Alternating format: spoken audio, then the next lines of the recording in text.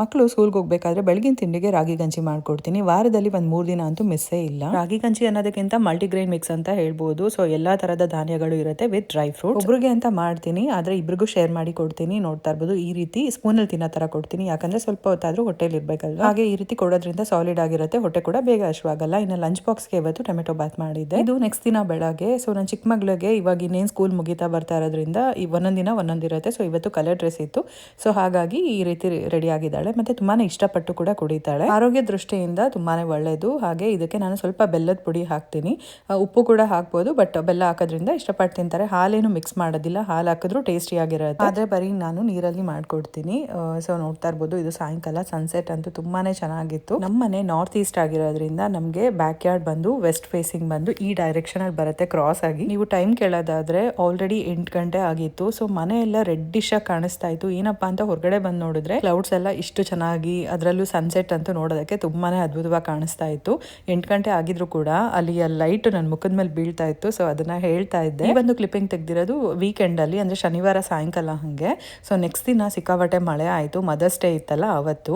ಆದ್ರೆ ನಾನು mother's day ಆಗೋಗುತ್ತಲ್ವಾ ಅಂದ್ಬಿಟ್ಟು ಆ ವ್ಲಾಗ್ನ ಫಸ್ಟ್ ಹಾಕ್ತೆ, ಇದು ಆಮೇಲೆ ಹಾಕ್ತಾ ಇದ್ದೀನಿ. ನನ್ನ ಚಿಕ್ಕ ಮಗಳಂತೂ ನಾರ್ಮಲ್ ಆಗೇ ಇರ್ತಾಳೆ, ಆದ್ರೆ ಅವ್ರ ಅಕ್ಕ ನೋಡಿದ ತಕ್ಷಣ ಶುರು ಮಾಡ್ಕೊಂತಾಳೆ. ನೋಡ್ತಾ ಇರ್ಬೋದು ಎಷ್ಟು ನಾಟಿ ಅಂತ, ಅಂದ್ರೆ ಎಷ್ಟು ಟಾರ್ಚರ್ ಕೊಡಬೇಕೋ ಅದಷ್ಟು ಅವ್ರ ಅಕ್ಕನಿಗೊಬ್ಬಳಿಗೆ ಕೊಟ್ಬಿಡ್ತಾಳೆ.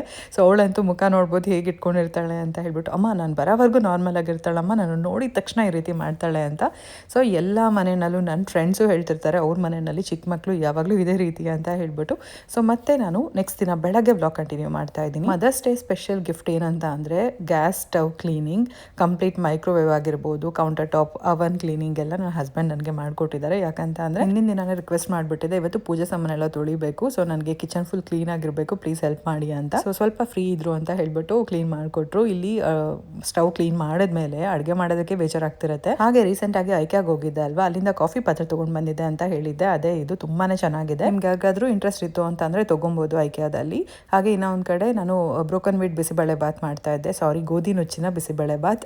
ಹಾಗೆ ತುಪ್ಪ ಕಾಯಕ್ಕೆ ಇಟ್ಟಿದ್ದೆ. ಮತ್ತೆ ನಾನು ತರಕಾರಿ ಎಲ್ಲ ಬಿಡಿಸಿದ್ನ ನಾನು ಕಸಕ್ಕೆ ಹಾಕೋದಿಲ್ಲ, ಕಾಂಪೋಸ್ಟ್ಗೆ ಯೂಸ್ ಮಾಡ್ತೀನಿ. ಗಿಡಗಳಿಗೆ ಬೇಕಾಗುತ್ತೆ ಅಂತ ಅಕ್ಕಿ ತೊಳೆದಿದ್ದ ನೀರಾಗಿರ್ಬೋದು, ತರಕಾರಿ ತೊಳೆದಿದ್ದ ನೀರಾಗಿರ್ಬೋದು ಎಲ್ಲಾನು ಇಟ್ಟಿರ್ತೀನಿ. ಹಾಗೆ ನಾನು ಮೊದಲೆಲ್ಲ ಈ ರೆಸಿಪಿ ಶೇರ್ ಮಾಡಿದ್ದೀನಿ, ಹಾಗಾಗಿ ಜಸ್ಟ್ ಹಾಗೆ ತೋರಿಸ್ತಾ ಇದ್ದೆ.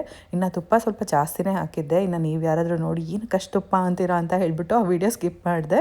ಲಾಸ್ಟಲ್ಲಿ ತುಪ್ಪ ಆ್ಯಡ್ ಮಾಡಿದ್ರೆ ತುಂಬ ಚೆನ್ನಾಗಿರುತ್ತೆ. ಇವತ್ತು ಬಿಸಿಬೇಳೆ ಬಾತ್ ಮಾಡೋ ಉದ್ದೇಶ ಏನಂತ ಅಂದರೆ, ರೀಸೆಂಟಾಗಿ ಇಂಡಿಯಾ ಬಜಾರ್ಗೆ ಹೋಗಿದ್ದಾಗ ಖಾರ ಬುಂದಿ ತೊಗೊಂಡು ಬಂದಿದ್ವಿ, ಹಾಗಾಗಿ ಮಾಡಿರೋಂಥದ್ದು. ಒಂದ್ಸರಿ ಈ ಬ್ರೋಕನ್ ವೀಟಲ್ಲಿ ಮಾಡುವಂತಹ ಬಿಸಿಬೇಳೆ ಬಾತ್ ತಿಂದಿದ್ದಾದ್ಮೇಲೆ ನಾರ್ಮಲ್ ಅಕ್ಕಿನಲ್ಲಿ ಮಾಡೋ ಬಿಸಿಬೇಳೆ ಬಾತ್ ಇಷ್ಟನೇ ಆಗಲ್ಲ. ನೀವೊಂದ್ಸರಿ ಟ್ರೈ ಮಾಡಿ. ಇದಾಗಿತ್ತು ಇವತ್ತಿನ mini vlog. Thank you for watching.